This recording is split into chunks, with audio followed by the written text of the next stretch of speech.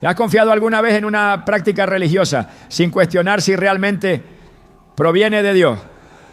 Muchos creen que al confesar sus pecados ante un sacerdote están cumpliendo con la voluntad divina. Pero ¿qué dice realmente la palabra de Dios sobre esto? En 1 Timoteo 2:5 leemos: porque hay un solo Dios y un solo mediador entre Dios y los hombres, Jesucristo hombre. Esta declaración no deja lugar a dudas. Jesús es el único camino para reconciliarnos con el Padre. Entonces, ¿por qué se nos enseña a acudir a hombres para obtener perdón? Hoy profundizaremos en la verdad oculta detrás del sistema de confesión católica, explorando sus orígenes, su impacto espiritual y lo que la Biblia verdaderamente enseña sobre el perdón.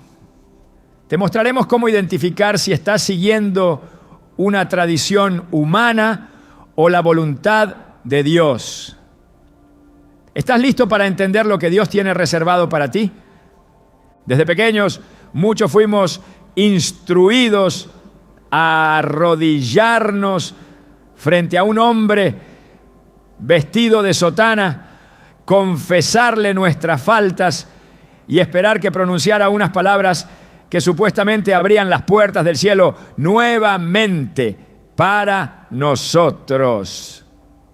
Aprendimos a asociar el perdón de Dios con la figura del sacerdote, creyendo que su autoridad venía directamente del cielo. Pero ¿y si esa creencia tan arraigada y tan extendida no tiene un fundamento bíblico real? ¿Y si lo que nos enseñaron no es más que una tradición humana disfrazada de doctrina divina? La Biblia, cuando se le escucha con el corazón abierto, no deja lugar a dudas. En 1 Timoteo 2:5 está escrito con una claridad imposible de malinterpretar: porque hay un solo Dios y un solo mediador entre Dios y los hombres, Jesucristo, hombre. Esta declaración no deja espacio para reinterpretaciones ni añadidos posteriores. No dice que hay varios mediadores, ni menciona que un hombre, por muy piadoso que parezca, pueda ponerse entre Dios y nosotros. Solo hay uno, solo Cristo. Y ese es el punto de partida que muchos han ignorado por siglos, confundiendo la fe con el ritual, la relación con la religión, la gracia con el sistema. A lo largo de la historia, el enemigo ha sido astuto. Sabe que la forma más eficaz de alejar a las almas de Dios no es el ataque frontal, sino la distorsión sutil de la verdad. Un pequeño desvío aquí, una práctica no bíblica allá. Y el resultado es un pueblo creyente que, aunque sincero, camina por un sendero que no lleva al destino prometido. Jesús dijo en Juan 14:6: yo soy el camino, la verdad y la vida.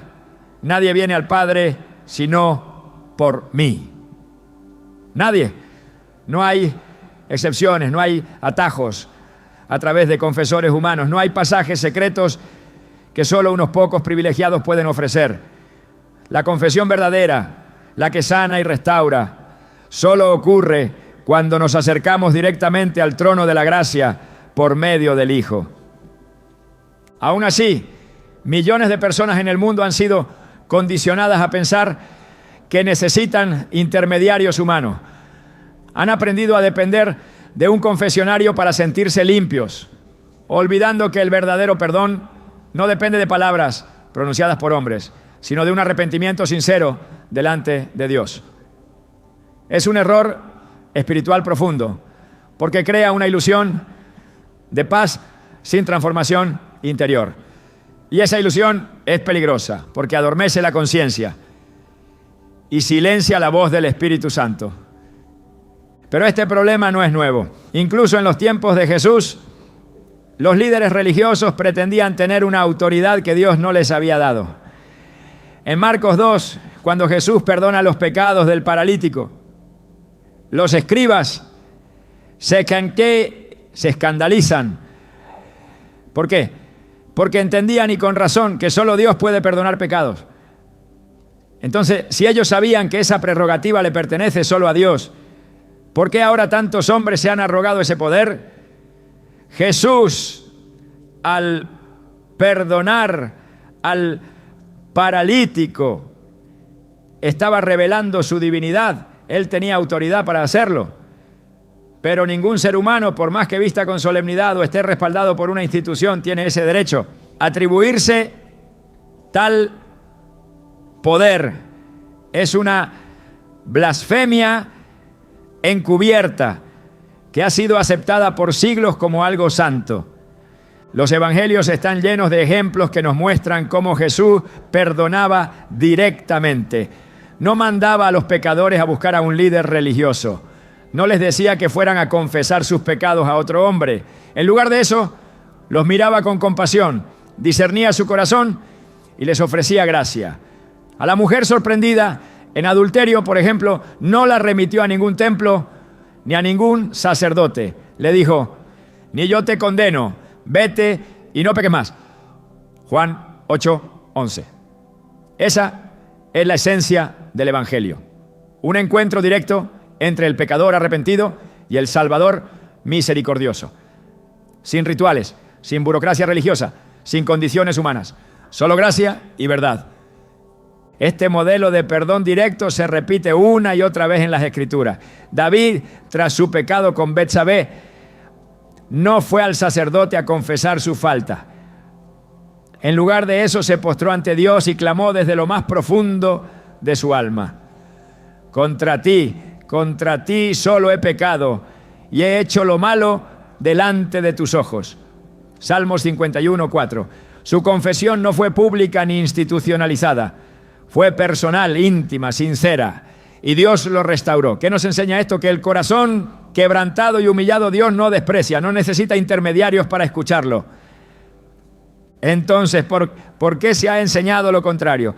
¿Por qué tantos cristianos sinceros han sido guiados a creer que necesitan a un sacerdote humano para obtener perdón? La respuesta, aunque dolorosa, es simple. Porque es más fácil controlar a un pueblo cuando se le hace depender de estructuras humanas. La confesión a un sacerdote no solo crea una dependencia emocional, sino que también otorga un poder espiritual indebido a hombres que, como todos nosotros, también necesitan gracia y perdón. Este sistema, más que acercar a Dios, ha levantado barreras invisibles entre el creyente y su Salvador. El apóstol Pablo jamás enseñó que debíamos confesar nuestros pecados a líderes religiosos para ser perdonados. En sus cartas exhortaba continuamente a la iglesia a buscar a Dios con un corazón sincero, a permanecer en la fe y a vivir en santidad, pero nunca estableció un sistema de confesión sacerdotal. Por el contrario, en Hebreos 4:16 nos invita: acerquémonos pues confiadamente al trono de la gracia para alcanzar misericordia y hallar gracia para el oportuno socorro. Este versículo es poderoso porque elimina cualquier intermediario humano. Nos llama a entrar directamente a la presencia de Dios, sabiendo que el acceso nos ha sido concedido por medio de Cristo. Y eso nos lleva a un punto crucial. El velo que separaba al pueblo de la presencia de Dios fue rasgado de arriba abajo cuando Jesús murió en la cruz. Ese detalle, que podría parecer menor, lo cambia todo. En Mateo 27:51 leemos: y aquí el velo del templo se rasgó en dos, de arriba abajo, y la tierra tembló, y las rocas se partieron. ¿Qué significaba ese velo? Representaba la separación entre Dios y el hombre. Solo el sumo sacerdote podía atravesarlo una vez al año para interceder por el pueblo. Pero cuando Jesús entregó su vida, ese velo fue destruido para siempre. Ya no necesitamos un sumo sacerdote humano, porque ahora tenemos al gran sumo sacerdote celestial, Cristo Jesús, quien intercede constantemente por nosotros ante el Padre. Hebreos 7:25. Es por eso que cualquier intento de restaurar intermediarios humanos va en contra del sacrificio de Cristo. Es como si dijéramos que su muerte no fue suficiente, que aún necesitamos algo más. Pero eso no es lo que enseña la palabra. En Hebreos 10, 19 a 22 se nos dice: así que, hermanos, teniendo libertad para entrar en el lugar santísimo por la sangre de Jesucristo, acerquémonos con corazón sincero, en plena certidumbre de fe. Este es el llamado que la Escritura nos hace una y otra vez. Acércate a Dios, no al hombre, no al confesionario, a Dios. Y aún así miles de personas siguen atadas a una estructura que les exige contar sus pecados a alguien que, por naturaleza, también lucha con los suyos. Jesús nunca fundó un sistema de confesión auricular, nunca instituyó cabinas de madera ni rituales repetitivos para obtener perdón. Lo que sí enseñó fue el arrepentimiento genuino, la fe viva y la comunión directa con el Padre.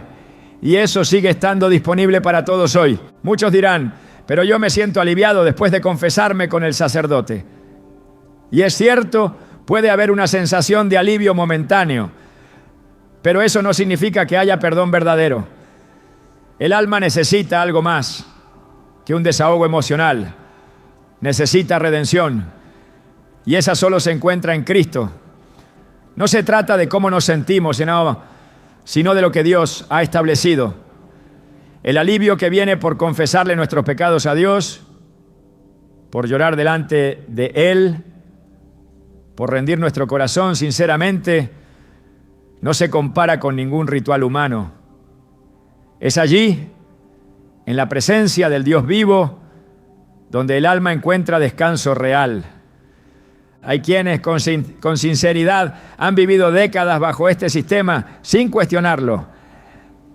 Pero hoy el Espíritu Santo quiere abrirte los ojos, no para condenarte, sino para invitarte a algo más profundo, más real, más transformador. Dios no quiere que repitas fórmulas religiosas. Quiere que lo busques con todo tu corazón. Quiere que dejes de depender de intermediarios y te lances a sus brazos por medio de Jesús. Cristo no murió en una cruz para que sigamos buscando a hombres. Él murió para que tengamos acceso directo al Padre.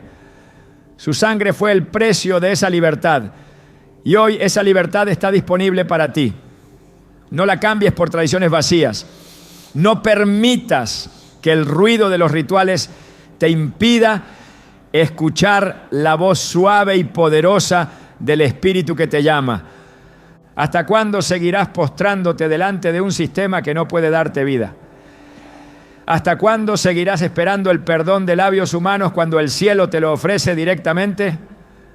Hoy es el día para romper esas cadenas. Hoy es el día para volver a la fuente. Jesús está esperando. No necesitas confesarte ante un hombre. Solo necesitas doblar tus rodillas, abrir tu corazón y hablar con tu Padre Celestial. Él te escucha, Él te ama. Y Él, solo Él, tiene el poder de perdonarte de verdad. Durante siglos muchas personas han creído que ciertos hombres poseen autoridad divina para perdonar pecados. Esta creencia, profundamente arraigada en la tradición católica, ha moldeado prácticas religiosas, rituales y hasta la forma en que millones de personas entienden su relación con Dios. Pero la pregunta que debe hacerse con sinceridad no es si esta práctica es común, antigua o emocionalmente reconfortante. La verdadera pregunta es: ¿la palabra de Dios autoriza a hombres comunes a perdonar pecados en nombre de Dios? ¿Existe respaldo bíblico para sostener que la confesión ante un sacerdote produce el perdón divino? Al examinar las Escrituras con atención, lo primero que se revela es que el poder de perdonar pecados pertenece única y exclusivamente a Dios. Esta verdad es reconocida incluso por los líderes religiosos de la época de Jesús. En Marcos 2, cuando Jesús le dice al paralítico: hijo, tus pecados te son perdonados. Los escribas que estaban presentes no tardaron en reaccionar. Dijeron en sus corazones: ¿por qué habla este así? Blasfemias dice. ¿Quién puede perdonar pecados sino solo Dios? Marcos 2:7. Ellos entendían perfectamente que el perdón es prerrogativa divina. Su error fue no reconocer que Jesús era Dios hecho carne. Pero su razonamiento teológico no era incorrecto. Solo Dios puede perdonar pecados. Jesús, sabiendo lo que pensaban, confirmó su autoridad divina sanando al paralítico delante de todos. No delegó ese poder a los discípulos. No instruyó a otros para que hicieran lo mismo. Él lo hizo como testimonio de que tenía potestad en la tierra para perdonar pecados. Esto es fundamental para entender que el acto de perdonar no puede ser replicado por hombres sin que esto implique usurpar un atributo divino. No existe un precedente bíblico en el que los apóstoles, profetas o ancianos hayan recibido instrucciones de escuchar confesiones individuales y luego declarar el perdón de Dios en nombre propio. A pesar de esta claridad, existe un pasaje que ha sido repetidamente utilizado para justificar la confesión auricular y la autoridad de los sacerdotes para perdonar pecados. Se trata de Juan 20, 22, 23, donde Jesús dice a sus discípulos: recibid el Espíritu Santo. A quienes perdonéis los pecados, les son perdonados. A quienes se los retengáis, les son retenidos. Esta declaración ha sido interpretada por algunos como una transferencia directa del poder de perdonar. Sin embargo, una lectura cuidadosa del contexto, así como un análisis teológico sólido, revela una verdad completamente diferente. Para entender correctamente este pasaje, es necesario recordar que Jesús hablaba a los apóstoles en un momento de transición, después de su resurrección y antes de su ascensión. El contexto de estas palabras no es la institución de un sistema confesional, sino la comisión apostólica de proclamar el Evangelio. Cuando Jesús dice que a quienes perdonen les serán perdonados y a quienes retengan les serán retenidos, está hablando de la proclamación del mensaje del perdón, no de la impartición del perdón como un acto autónomo de los hombres. La clave está en comprender que el perdón no es originado por los apóstoles, sino por Dios, y que ellos son simplemente mensajeros de esa gracia. Cuando anuncian el Evangelio y una persona responde con fe y arrepentimiento, ellos pueden afirmar, basados en la palabra de Dios, que sus pecados han sido perdonados. Pero esto no significa que los apóstoles, ni mucho menos sus sucesores, tengan autoridad para decidir quién recibe perdón o quién no. Su función es declarar lo que Dios ya ha hecho en Cristo, no actuar como jueces o intermediarios del perdón divino. En Hechos, el libro que narra la expansión de la iglesia bajo el liderazgo de los apóstoles, no existe una sola escena donde los discípulos se sienten a escuchar confesiones individuales para otorgar el perdón. Pedro no recibe confesiones privadas. Pablo no administra absoluciones. Lo que sí encontramos es la predicación continua del arrepentimiento y la fe en Jesucristo como la única vía al perdón. En Hechos 2:38, Pedro declara: arrepentíos y bautícese cada uno de vosotros en el nombre de Jesucristo para perdón de los pecados. La condición para recibir perdón es clara: arrepentimiento y fe en el nombre de Jesús. No se menciona la mediación de un hombre. No se exige confesión ante un líder espiritual. Solo fe y arrepentimiento genuino. La carta a los Hebreos también es enfática al describir a Cristo como el único sumo sacerdote, el único que intercede por nosotros y el único que ofreció un sacrificio perfecto una vez y para siempre. En Hebreos 10:12 leemos: pero Cristo, habiendo ofrecido una vez para siempre un solo sacrificio por los pecados, se ha sentado a la diestra de Dios. Esta afirmación anula cualquier necesidad de repetir actos que busquen el perdón. El sacrificio de Cristo fue suficiente, no se repite, no se complementa, no necesita que ningún hombre lo administre a través de ritos. Más aún, Hebreos 7:25 nos asegura que Jesús puede salvar perpetuamente a los que por Él se acercan a Dios, viviendo siempre para interceder por ellos. Aquí no hay lugar para otro intercesor. La Biblia no menciona que otro ser humano esté capacitado para interceder con el mismo poder, con la misma eficacia, ni con el mismo propósito. Toda la obra de intercesión y perdón está en manos de Cristo. Cualquier sistema que pretenda atribuir esa capacidad a un hombre se opone directamente a la obra consumada del Salvador. Pablo en sus cartas nunca instruyó a los pastores o líderes de iglesia a escuchar confesiones privadas ni a declarar el perdón de los pecados. En cambio, enseñó que todo creyente tiene acceso directo al Padre por medio de Cristo. En Efesios 2:18 dice: porque por medio de Él, los unos y los otros, tenemos entrada por un mismo Espíritu al Padre. Y en Colosenses 1:14 afirma: en quien tenemos redención por su sangre, el perdón de pecados. La redención no es administrada por un clero, no se concede en función de una confesión oral ante un sacerdote, se recibe por medio de la fe en Cristo, mediante la obra del Espíritu. Incluso el conocido versículo de 1 Juan 1:9 refuerza esta verdad con poder y simplicidad. Si confesamos nuestros pecados, Él es fiel y justo para perdonar nuestros pecados y limpiarnos de toda maldad. El pronombre es claro, no dice si se los confesamos a un sacerdote, sino si los confesamos a Él. El sujeto del perdón es Dios, no el hombre. La confesión es directa, no intermediada. Esta es la esencia del Evangelio y el fundamento sobre el cual se edificó la iglesia del primer siglo.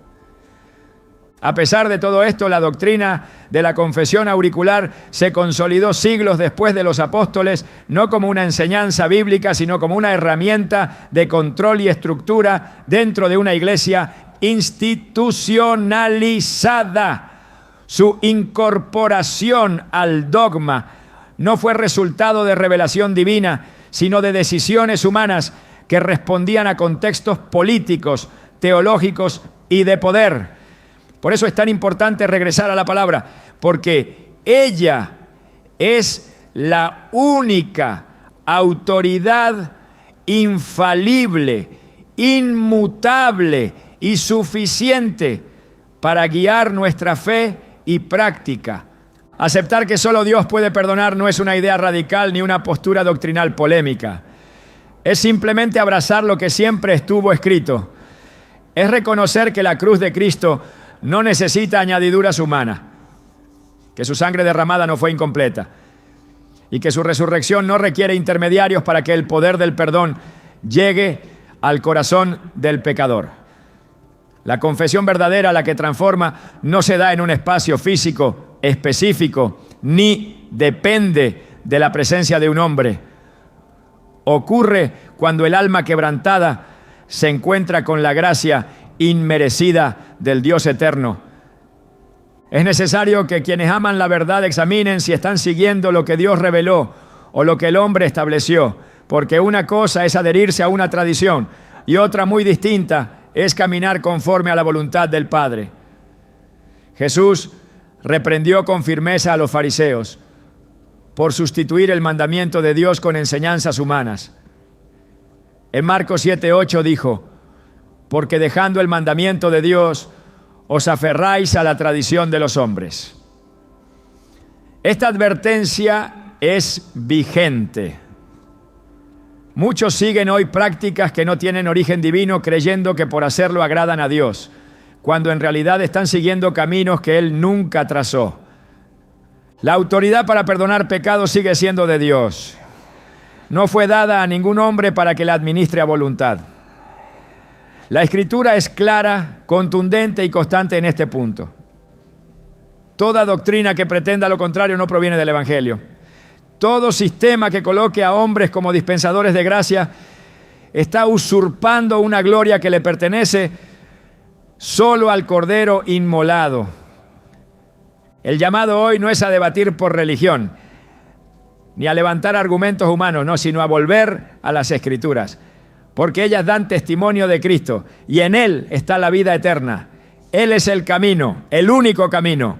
Su voz es suficiente, su sacrificio es completo, su autoridad es suprema y su perdón, gratuito y eterno, no necesita ser confirmado por ningún otro ser humano. A lo largo del tiempo, muchos han sido enseñados a buscar perdón a través de una confesión pronunciada en voz baja frente a otro ser humano, creyendo que de esa manera sus pecados quedan limpiados y su alma restaurada. Pero cuando la luz de la Escritura ilumina este acto, surge una inquietud legítima. ¿Es esta la manera en que Dios espera que confesemos nuestros pecados? ¿Está la confesión ante un hombre validada por la palabra de Dios? ¿O es una práctica que se aparta del diseño original revelado en las Escrituras? La Biblia desde el principio establece una relación directa entre el pecador y su Creador. No hay cortinas ni filtros, no hay necesidad de buscar a alguien que escuche en lugar de Dios, porque Dios mismo está dispuesto a escuchar. En Salmos 32, 5, el salmista declara: mi pecado te declaré y no encubrí mi iniquidad. Dije, confesaré mis transgresiones a Jehová, y tú perdonaste la maldad de mi pecado. Este versículo no deja lugar a duda. El salmista no acudió a un hombre, no se dirigió a un líder espiritual, no buscó a un sacerdote terrenal. Se volvió directamente a Dios, confesó con sinceridad y recibió perdón. Este patrón se repite constantemente a lo largo de las Escrituras. Cuando Israel pecaba y se alejaba de los caminos del Señor, el llamado de los profetas nunca era a correr hacia un templo para hablar con un intermediario humano, sino a volver el rostro hacia Dios, a rasgar el corazón y no solo las vestiduras. En Joel 2:12-13 se encuentra un llamado claro: convertíos a mí con todo vuestro corazón, con ayuno y lloro y lamento. Rasgad vuestro corazón y no vuestros vestidos, y convertíos a Jehová vuestro Dios. Aquí no hay instrucciones para confesarse con otro hombre. El clamor es directo al cielo. La confesión esperada es íntima, profunda, sincera y dirigida al único que puede perdonar. El apóstol Juan reafirma esta verdad en su carta, ofreciendo una de las declaraciones más poderosas y consoladoras sobre el perdón. En el 1 Juan 1:9 escribe: si confesamos nuestros pecados, Él es fiel y justo para perdonar nuestros pecados y limpiarnos de toda maldad. La estructura gramatical es clara. Si nosotros confesamos, Él, Dios, es quien perdona. No hay intermediario, no hay requisito de dirigirse a otro ser humano. Lo que se necesita es un corazón arrepentido y una confesión auténtica ante el trono de la gracia. Dios no está distante ni inaccesible. Él se presenta como un padre amoroso, deseoso de restaurar al hijo que se ha apartado. La parábola del hijo pródigo lo refleja con nitidez. En Lucas 15, cuando el hijo decide regresar, no busca un canal religioso, no pide que alguien interceda por él ante el Padre. Él va directamente, con palabras quebrantadas y un corazón humillado, diciendo: Padre, he pecado contra el cielo y contra ti, y ya no soy digno de ser llamado tu hijo. Lucas 15:21. El Padre no le exige más pruebas ni rituales. Lo abraza, lo viste de honra y restaura su lugar. Esta historia enseñada por Jesús no fue un relato simbólico de sistemas religiosos, sino una representación viva de cómo actúa el corazón del Padre cuando un pecador se acerca con humildad y verdad. A pesar de estas verdades claras, la práctica de la confesión auricular ha arraigado en la conciencia de muchos como si fuera una ordenanza divina. Se ha hecho creer que hay méritos espirituales en hablar con un sacerdote, como si eso ofreciera una validación mayor o una seguridad más firme del perdón. Pero el error radica precisamente en sustituir la fuente verdadera por un canal artificial. Al depender de un sistema, se debilita la conciencia de que Dios escucha directamente.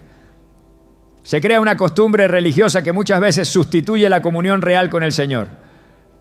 La confesión bíblica no es un acto mecánico ni superficial, no es una fórmula que se repite ni una obligación ritual. Es una rendición total del alma ante el Creador. Es reconocer la magnitud del pecado y la necesidad urgente de la misericordia divina.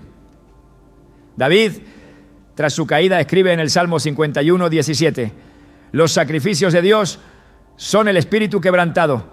Al corazón contrito y humillado no despreciarás tú, oh Dios. Lo que Dios busca no es una lista de errores leída ante un hombre, sino un corazón que clama desde lo más profundo con dolor por haber fallado. Por eso, cada vez que la Escritura habla de confesión, lo hace dentro de un contexto de relación directa entre el ser humano y Dios. No se menciona la necesidad de buscar a un sacerdote para que escuche y otorgue el perdón. Esa práctica no está enraizada en los textos inspirados, sino en tradiciones que surgieron posteriormente y que fueron adoptadas como norma sin considerar el modelo que dejó Cristo y los apóstoles. Algunos han querido justificar la confesión ante hombres citando Santiago 5:16. Confesaos vuestras ofensas unos a otros y orad unos por otros para que seáis sanados. Pero este pasaje no habla del perdón de los pecados delante de Dios, sino de restauración en el ámbito comunitario. Cuando alguien ha herido a otro, la Escritura llama a confesar esa ofensa para restaurar la unidad y sanar las relaciones humanas. No es un texto que establezca un sistema para la absolución divina a través de líderes religiosos. De hecho, lo que se manda es a orar unos por otros, no a otorgar perdón, como si se tuviera autoridad para hacerlo. La diferencia entre confesar pecados a Dios y compartir luchas con hermanos en la fe es fundamental. Lo primero se hace para recibir perdón y limpieza. Lo segundo, para recibir apoyo, consejo y oración. Pero nunca debe confundirse una cosa con la otra. La confesión de pecados para ser perdonado es siempre dirigida al Padre. En Proverbios 28:13 se declara con firmeza: el que encubre sus pecados no prosperará, mas el que los confiesa y se aparta alcanzará misericordia. Este es un principio espiritual que no se somete a formatos humanos. Lo importante no es a quién se le dice, sino si hay sinceridad y arrepentimiento delante de Dios. El mismo Jesús enseñó a orar con palabras sencillas y directas. En Mateo 6, al mostrar cómo orar, no incluyó a ningún intermediario. Dijo: Padre nuestro que estás en los cielos. Mateo 6, 9. En esa oración modelo hay un momento en el que se pide: perdona nuestras deudas como también nosotros perdonamos a nuestros deudores. Mateo 6:12. Esa súplica va dirigida directamente a Dios. No hay sugerencia de que otro deba mediar o validar ese perdón. Jesús enseñó que cada creyente puede y debe hablar con el Padre con reverencia y confianza. Por tanto, la confesión que Dios espera es la que surge de una relación personal. No necesita estructuras, no requiere un canal humano, no depende de ritos. La gracia está disponible para todo el que cree. Y el acceso al trono de la misericordia ha sido abierto por medio de la sangre de Cristo. En Hebreos 10:22 se nos exhorta: acerquémonos con corazón sincero, en plena certidumbre de fe. La cercanía a Dios no se logra mediante confesiones auriculares, sino por la fe en la obra redentora del Hijo. Cuando alguien se acostumbra a confesar a un hombre, su relación con Dios puede volverse lejana, condicionada, fría. Se puede llegar a creer que el perdón depende de una fórmula o de una persona, pero el verdadero perdón no se basa en un ritual, sino en una convicción interna de que se ha ofendido al Dios Santo y en un clamor humilde por restauración. El sistema que promueve la confesión ante hombres no solo está ausente de las Escrituras, sino que reemplaza la intimidad espiritual por una costumbre externa. Pone la esperanza en una estructura visible, en lugar de confiar en el poder invisible de la gracia divina. Pero el Evangelio no llama a los hombres a sistemas, llama al corazón, llama a entrar en lo secreto, donde nadie más ve, y hablar con el Dios que todo lo escucha.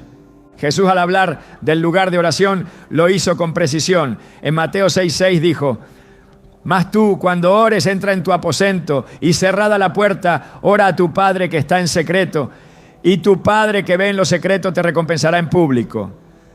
Si para hablar con Dios no se requiere público, tampoco se requiere un oyente humano que escuche nuestras faltas. El Padre está en lo secreto, allí escucha, allí perdona. Cada persona que anhela estar en paz con Dios puede acercarse sin temor. No necesita intermediarios, no depende de sistemas, no está obligado a exponer su vida frente a otro ser humano para obtener la limpieza que solo el cielo puede dar. Dios no ha delegado esa función a nadie. No ha dado ese poder a ningún hombre.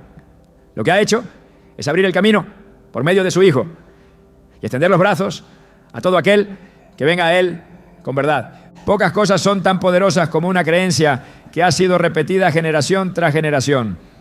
Cuando una práctica religiosa se arraiga tan profundamente en la tradición, se vuelve casi intocable.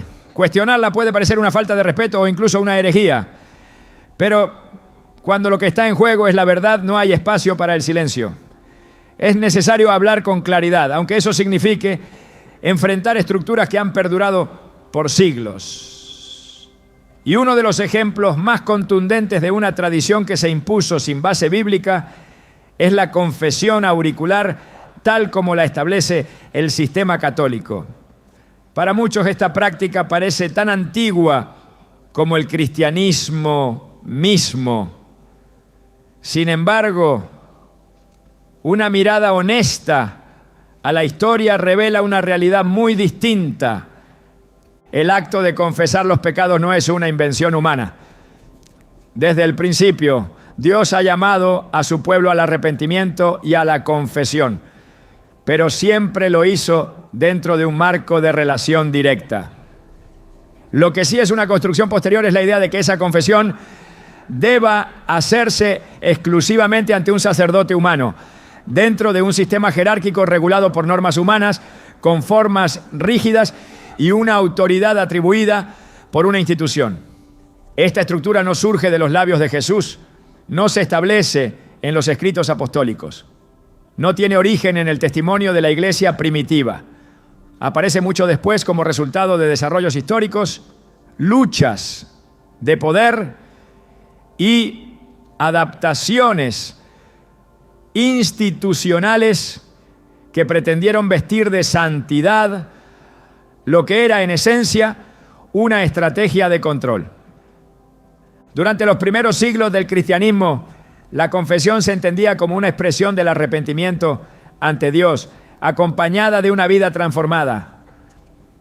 No existía una práctica sistematizada de confesar pecados individuales a un sacerdote en privado para recibir absolución.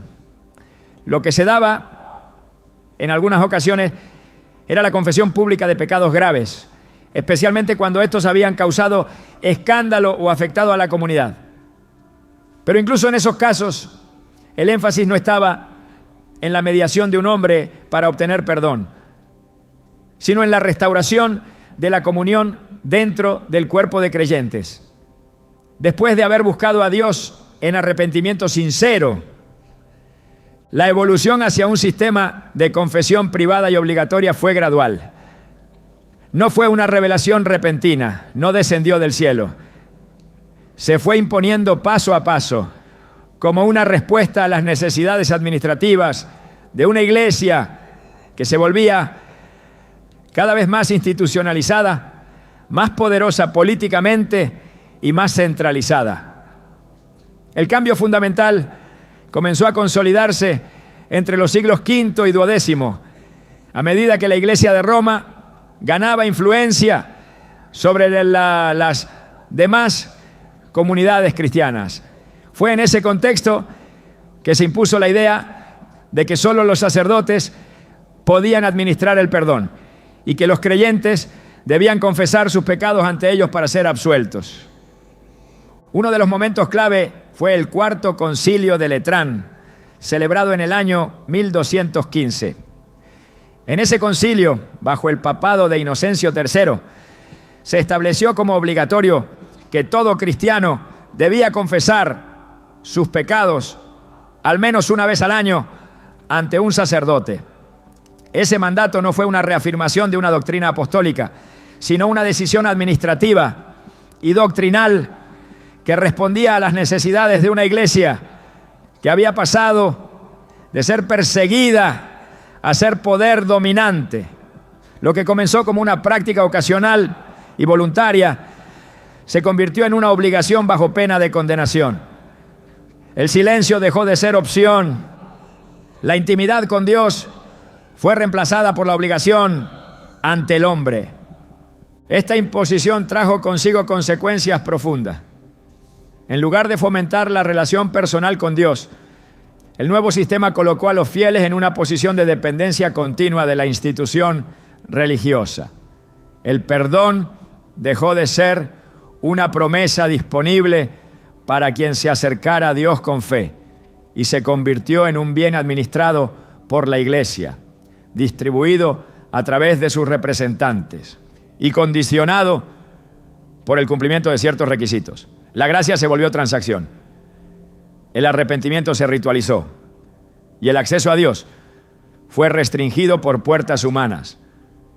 Al imponer la confesión auricular como medio exclusivo para recibir el perdón, el sistema estableció también una jerarquía espiritual que contradice el sacerdocio universal de los creyentes enseñado en la Escritura.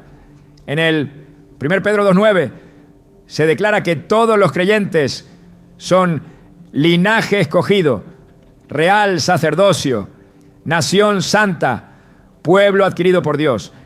Esta verdad se oscureció al enseñar que solo unos pocos, ordenados por la institución, tenían el poder de escuchar y perdonar los pecados de los demás. Así, la comunión directa con Dios se transformó en una ruta bloqueada que solo podía recorrerse con la aprobación de otros hombres.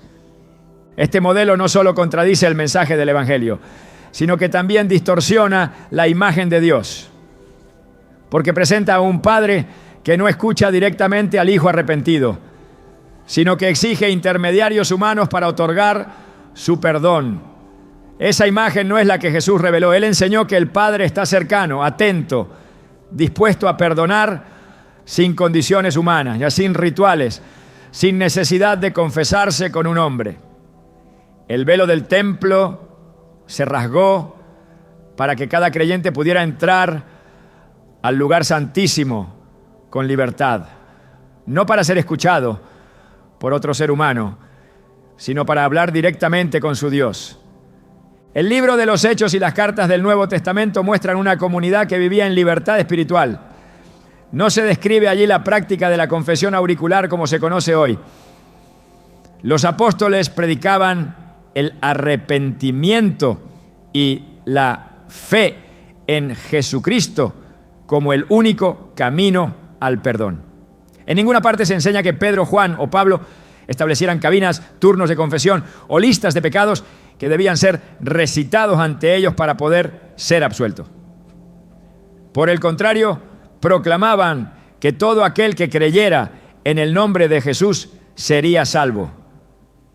No por obras ni por ritos, sino por gracia, por medio de la fe. Con el tiempo, el sistema de confesión se convirtió también en una herramienta de poder. Se usó para controlar, para intimidar, para dirigir conciencias.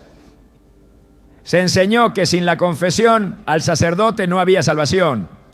Se impuso miedo. Se sembró inseguridad espiritual. Se cultivó la idea de que el perdón dependía de la voluntad de otro ser humano. Y así, lo que debía ser un acto de humildad y libertad delante de Dios, se transformó en una obligación que muchas veces no producía verdadera transformación del corazón, sino solo cumplimiento externo. La historia de esta práctica demuestra que su origen no está en el Evangelio, está en las estructuras humanas que se levantaron en torno a la iglesia una vez que ésta dejó de ser una comunidad de fe para convertirse en una institución de poder. La confesión auricular, tal como hoy se conoce, no nace del corazón de Dios, sino de los decretos conciliares, de las decisiones papales y de una progresiva desviación del diseño original. Y todo aquello que no tiene su raíz en la palabra debe ser examinado a la luz de la verdad.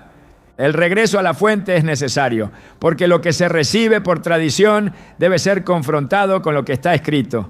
Jesús dijo en Juan 8:32, y conoceréis la verdad y la verdad os hará libres.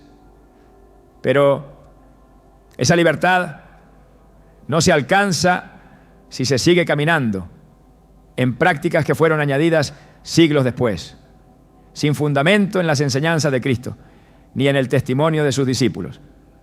No se puede vivir en la plenitud de la gracia cuando se depende de una estructura humana que reemplaza el acceso directo al perdón divino.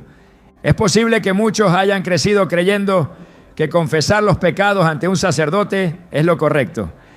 Es probable que esa práctica haya sido enseñada como parte esencial de la vida espiritual. Pero la fidelidad a Dios exige que cada creencia sea revisada, que cada tradición sea puesta a prueba por la Escritura. Porque no todo lo que ha sido enseñado por hombres tiene el respaldo del cielo.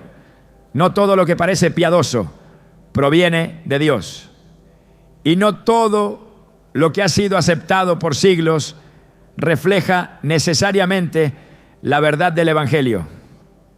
Hoy más que nunca la iglesia necesita regresar al modelo bíblico, necesita abandonar los sistemas que ponen al hombre en el lugar que solo le pertenece a Dios. Necesita derribar los altares construidos por la religión y volver a levantar el altar de la intimidad con el Padre.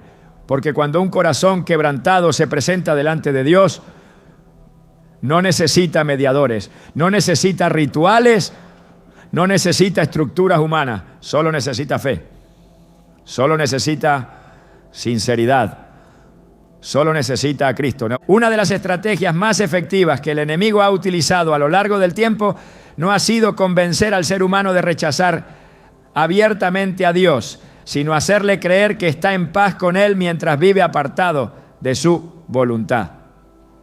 Esta forma de engaño espiritual es sutil pero devastadora.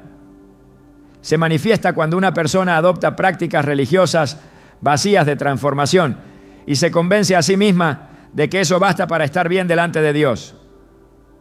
En ese estado, la conciencia se adormece, la necesidad de arrepentimiento se debilita y el alma se acomoda en una rutina que sustituye la verdadera santidad por una apariencia de piedad. Y es allí donde la confesión auricular, mal entendida y mal enseñada, ha jugado un papel determinante en la creación de una falsa seguridad espiritual. Cuando se repite año tras año que basta con acudir al confesionario, enumerar faltas, recibir una fórmula de absolución y marcharse en paz, se instala en el corazón una peligrosa convicción, que el perdón de Dios es automático, mecánico, dependiente de un rito y no de una transformación profunda. Esta percepción es contraria a la verdad que enseñó Jesús, porque la gracia no es una licencia para pecar, sino una oportunidad para cambiar.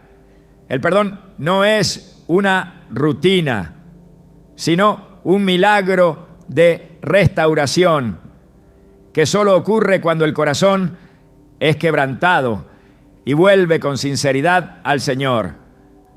El apóstol Pablo habló con firmeza contra esta clase de engaño. En Romanos 6:1-2 preguntó: ¿qué pues diremos? ¿Perseveraremos en el pecado para que la gracia abunde?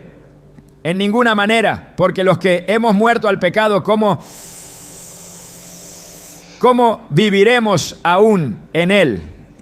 Esta enseñanza apunta directamente a la raíz del problema. Pensar que la gracia se puede manipular, que el perdón puede repetirse sin arrepentimiento, que la misericordia de Dios se extiende sin una respuesta genuina de obediencia. Cuando la confesión se convierte en un acto sin compromiso, ya no es confesión, sino una costumbre que anestesia el alma y la aleja cada vez más de la verdad.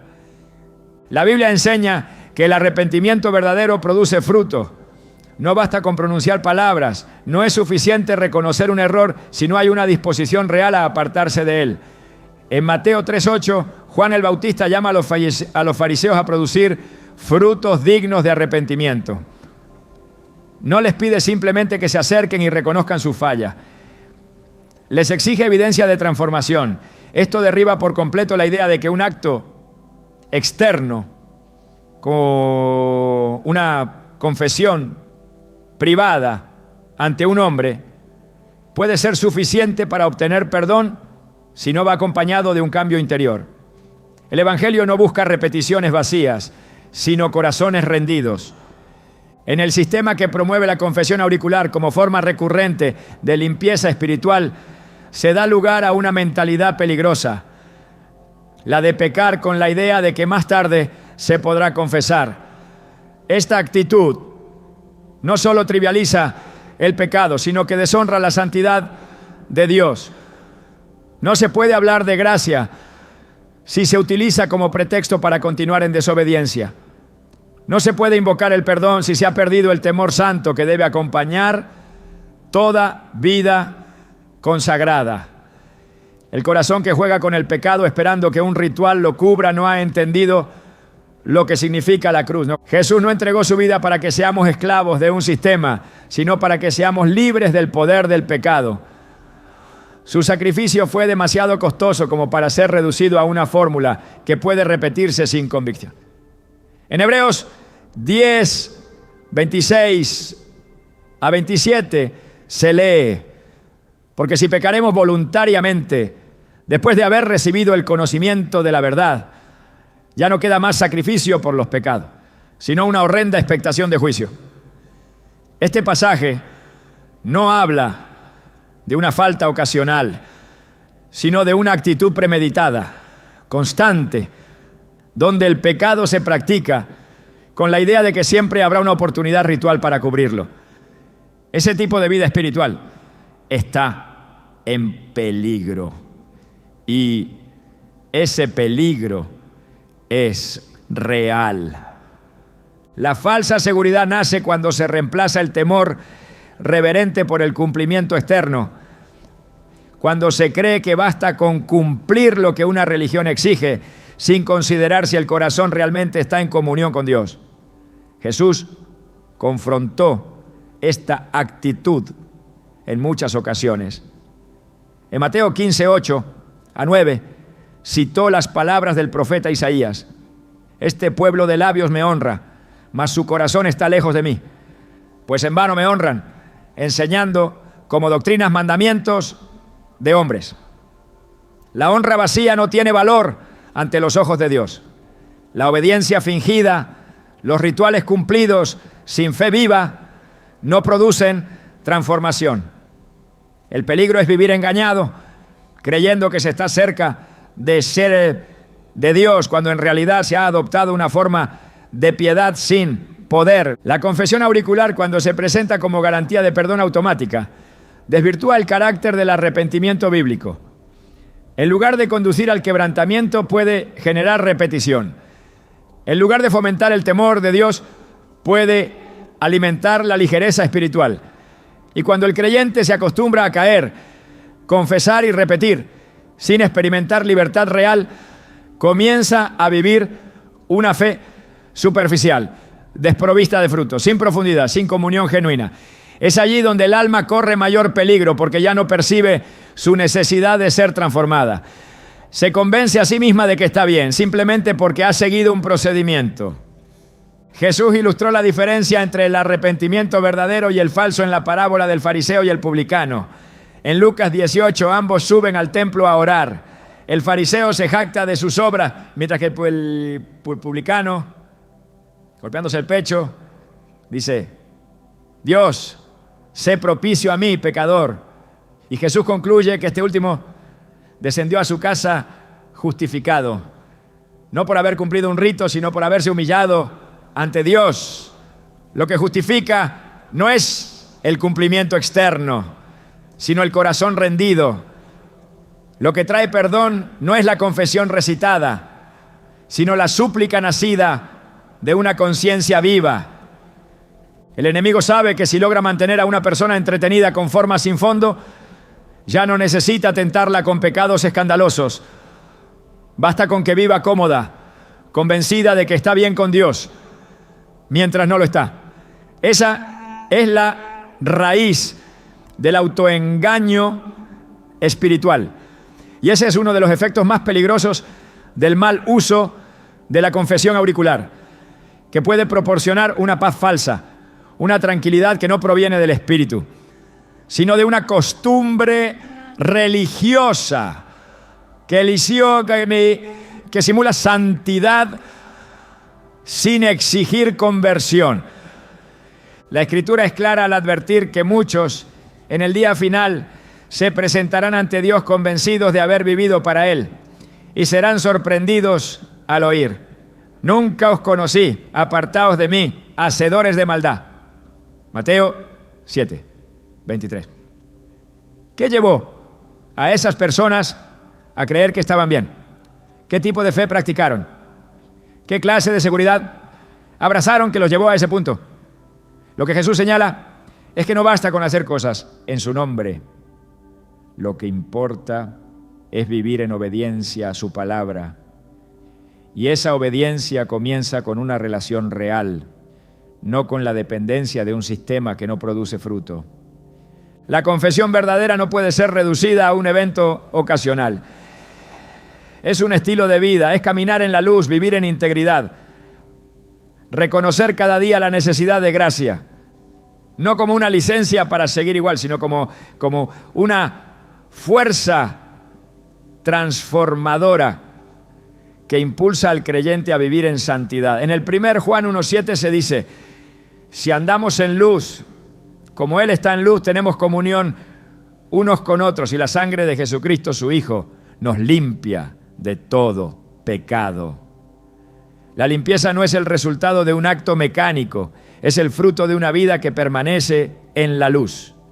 El perdón no es consecuencia de un ritual aislado, sino de una comunión continua. Quien ha entendido esto no busca cubrir su pecado con palabras, sino exponerlo a la luz de Dios para ser liberado. No se apoya en fórmulas religiosas, sino en el poder del Evangelio. No corre al confesionario como refugio de emergencia, sino que vive cada día rindiendo su corazón en oración, buscando la dirección del Espíritu, alimentándose de la palabra, examinándose a sí mismo con temor y temblor. El apóstol Pablo exhorta a los creyentes a examinarse a sí mismos para ver si están en la fe. En 2 Corintios 13:5 dice: examinaos a vosotros mismos si estáis en la fe.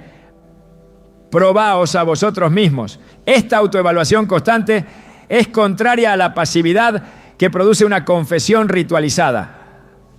Cuando se vive dependiendo de un sistema externo para confirmar una condición espiritual, se pierde la capacidad de discernir el estado real del corazón.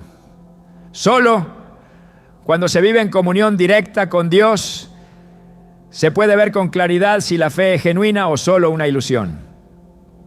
Dios no quiere que sus hijos vivan en incertidumbre, pero tampoco desea que se apoyen en certezas falsas. El Espíritu Santo fue enviado para guiar a toda verdad, para redarguir de pecado, para formar en justicia. Él no necesita intermediarios humanos para producir convicción. Él mismo habla al corazón. Él mismo muestra el error. Él mismo conduce al arrepentimiento. Y cuando esto sucede, el perdón que se recibe no es momentáneo ni superficial. Es profundo, transformador, liberador.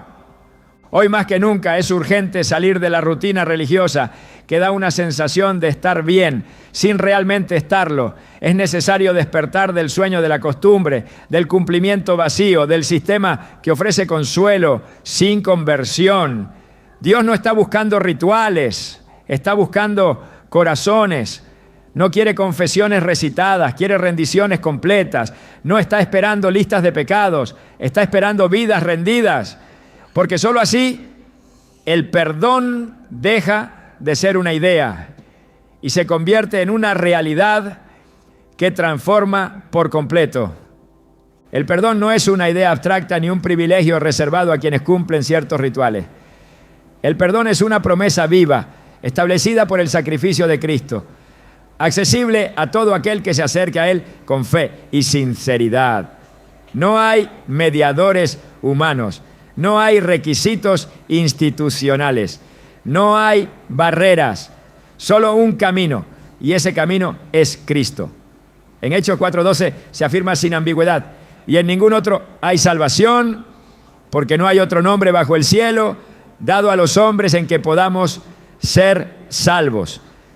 No se menciona a un sacerdote, no se incluye un confesionario, se proclama a Jesús como suficiente. Cuando el alma es tocada por el Espíritu Santo, se despierta la conciencia del pecado. No se trata solo de sentirse mal, sino de comprender la gravedad de haber ofendido al Dios Santo. Y en ese momento el corazón busca redención, no a través de estructuras humanas, sino en la fuente misma de la gracia. Es allí donde se encuentra a Cristo, con los brazos extendidos, listo para perdonar, restaurar, limpiar. Su sangre no fue derramada para ser administrada por otros, sino para que todo aquel que crea en Él tenga vida eterna. En Isaías 1:18, Dios hace un llamado claro: venid luego, dice Jehová, y estemos a cuenta. Si vuestros pecados fueren como la grana, como la nieve serán emblanquecidos. La restauración no comienza en un acto religioso externo, sino en una convicción interna que lleva al arrepentimiento genuino. No hay transformación sin verdad y no hay libertad sin confesión sincera delante de Dios. Por eso, el perdón real no es un recurso que pueda otorgarse en serie, sino una respuesta divina a un corazón que ha sido quebrantado. Salmos 34:18 declara: cercano está Jehová a los quebrantados de corazón y salva a los contritos de espíritu. Esa cercanía no la establece una institución, sino la misericordia misma del Padre. Cristo no instituyó la confesión auricular. Lo que Él ofreció fue acceso directo al trono de la gracia. Lo que Él abrió fue un camino vivo. Lo que Él restauró fue la comunión entre Dios y el hombre. En Hebreos 10:19-22 se describe con poder cómo los creyentes ahora pueden entrar con plena confianza al lugar santísimo por la sangre de Jesús. Esa confianza no se deposita en un hombre, se deposita en aquel que dio su vida y resucitó con poder. Hoy el llamado sigue siendo el mismo: no pongas tu esperanza en prácticas humanas. Vuelve tu rostro a Cristo, habla con Él, ábrele tu corazón. Él no solo perdona, Él transforma, limpia y restaura. Y cuando Él lo hace, nadie necesita confirmarlo. Lo más peligroso de una mentira no es su apariencia, sino lo cerca que puede estar de la verdad. Cuando algo falso se reviste de religiosidad, se hace más difícil de detectar y más fácil de aceptar. Así opera la confusión espiritual. No siempre llega con negaciones directas de Dios, sino con distorsiones sutiles de su palabra. Por eso lo que está en juego no es una diferencia doctrinal más, sino la fidelidad a aquel que dio su vida para abrirnos un camino de verdad. No se trata de rechazar lo que enseñan los hombres por orgullo, sino de abrazar lo que Dios estableció por amor. Porque donde hay verdad, hay vida. Y donde hay mentira, aunque suene espiritual, hay esclavitud. Lo que define a un hijo de Dios no es su lealtad a una estructura, sino su obediencia a la voz del Padre. Jesús dijo en Juan 10:27, mis ovejas oyen mi voz y yo las conozco y me siguen. En este tiempo se necesita discernimiento espiritual para reconocer cuando una tradición contradice la voz del buen pastor. Se necesita valentía para soltar lo aprendido cuando el Espíritu revela que no proviene del cielo. Se necesita hambre de verdad para dejar atrás la comodidad de una costumbre y abrazar la profundidad de una relación viva con Dios. No se trata de reformar una práctica antigua. Se trata de rendirse por completo a la verdad eterna.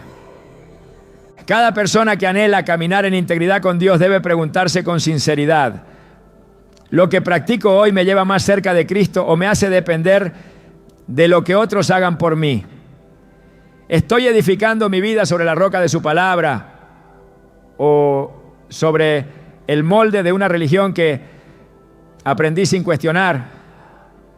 Porque al final no seremos juzgados por la fidelidad a los rituales, sino por nuestra respuesta a la verdad.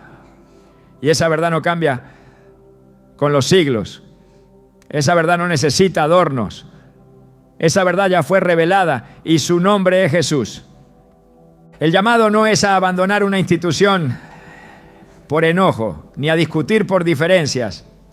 El llamado es a volver al corazón del Evangelio, donde el perdón no se compra ni se negocia, sino que se recibe por gracia, donde no hay necesidad de cabinas ni fórmulas, porque la cruz fue suficiente, donde el Espíritu de Dios guía, no por tradiciones humanas, sino por convicción profunda, donde el creyente camina en libertad, no porque rechaza autoridad, sino porque se somete solo a la de Cristo.